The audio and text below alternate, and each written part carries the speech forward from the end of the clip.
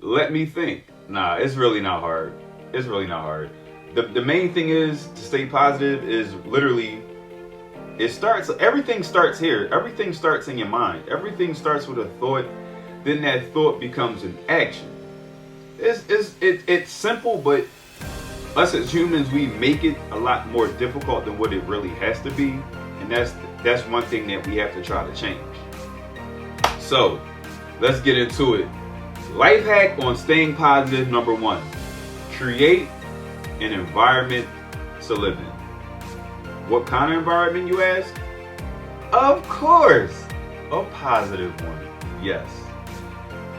Create a positive environment for you to live in. The more positivity you see, the more positive things will come to you. The more you will be able to open your mind, the more you will be able to see a different part of yourself and a different part of your life that will make a true difference within inside of you. That's the first thing. Not the biggest thing, it's the first thing on a list of these 5 things. And the reason why, really quick, the reason why I do 5 things is because of the 5 R's that I have in my book, Speak What You Seek, The Power of Selection, which you should go purchase right now by clicking on the Father is a title, but a dad is a lifestyle. Simple. It's just that simple. Father is a title. Being a dad is a lifestyle. My lifestyle is being a dad. So pretty much,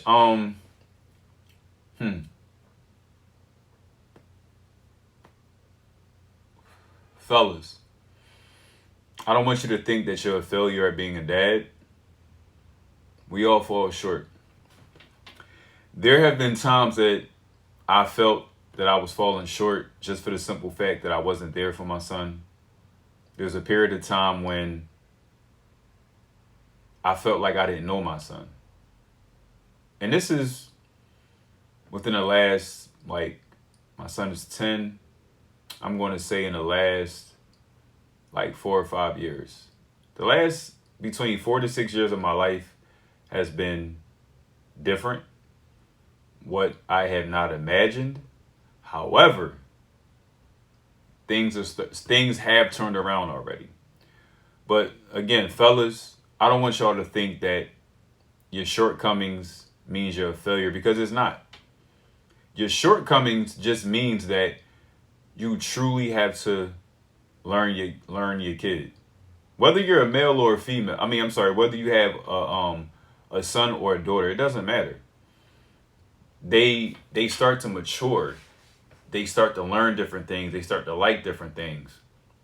And one thing that we do is we try to push our kids to do things that we wanted to do. And I come to find out that that's not a good thing to do. And I'm going to tell you why. Because your kid might not even like what they're doing, but the fact that they love you is something that they'll deal with it until they get to a certain age. You can't live your life that you wanted to live vicariously through your child. That's not going to work. It's not going to work. Allow your child. We don't want to look up to a person that is stressed a lot or that works a lot, because the name of the game right now is work smarter, not harder. And don't get me wrong, I understand that you got to work hard sometimes. Yes, you do, because I work hard. I don't know how to sit my ass down, and I'm going to just say I really don't. But when it comes to stress has a lot to do with your environment. Sometimes you can't change your environment, but what you can change is how you deal with stress. You have to start to learn how to um what's the word I'm looking for? Identify your stress early in the game. Because once you identify your stress early in the game, you can minimize the amount of stress that you tolerate and that you go through. Because the more stress you tolerate and you keep, say your level is here, then you want to put your level up here for your tolerance to stress. The only thing you're going to do is keep going and going and going and going. And then after a while, what breaks a stressful person is this: a life-changing experience will break a person's stress, will break a person that is under a lot of stress. You don't want to get to that point. I know I don't. And I know the people that are watching the video, I know that y'all don't, because y'all are very, very intelligent. You don't want to get to that point. And the reason why I say that is because of this. The more stress you are under, the harder you have to work, and the more BS that you have to deal with. So, you got to learn how to identify your stress early in the game. That's the best thing about it. Identify your stress early in the game to lower your stress levels. But I'm going to give you like 5 things, and I always give 5 things because I stick to the number 5 because of this. In my book, Speak What You Seek, the Power of Selection, that is available now on Amazon and also available to purchase from me. Because if you purchase from me, you get a signed copy, and I also write a personalized note in the book. But anyway, one more thing, you could purchase that in the link below in my link tree.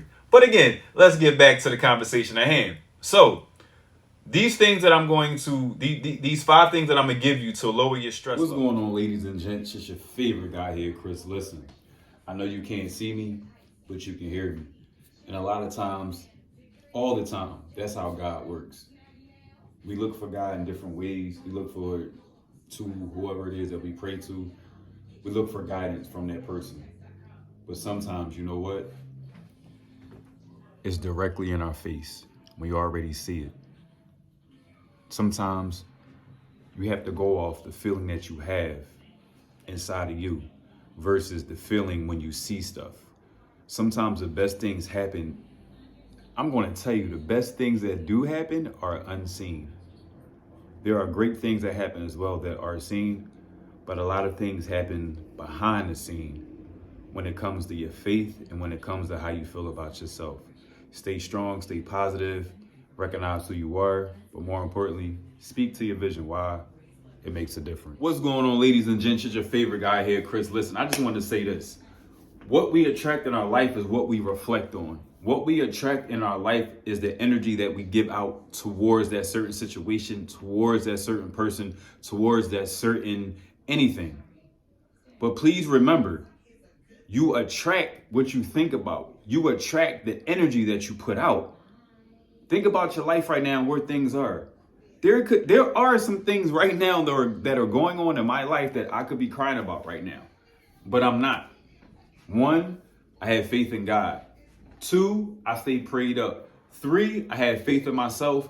4, I have changed over the years. Me making a change for myself and realizing the mistakes that I was making have changed my life tremendously. Do I still have things that I need to work on? Absolutely. And I am the first one to tell you, I am working.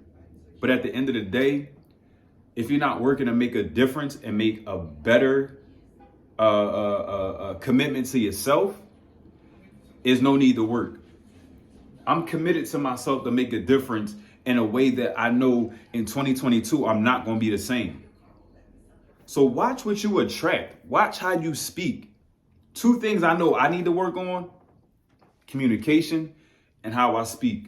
It's certain things in certain ways how I communicate that I can't change or that I can't do. But one thing that I've realized is this: change is inevitable. Change is going to happen. Change makes us different. Change makes us better, or it keeps us the same. So I just want to say this. If you want to attract certain things, you got to think differently. If you want to attract success, you have to think and have that successful mindset. And success is not about money and monetary things.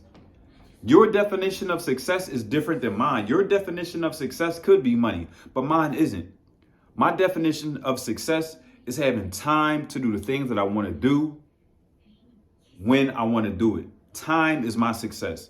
Money will come with my success. Money will come with time. So just remember, whatever you put out, you get back. You attract how you are. You attract what you put out.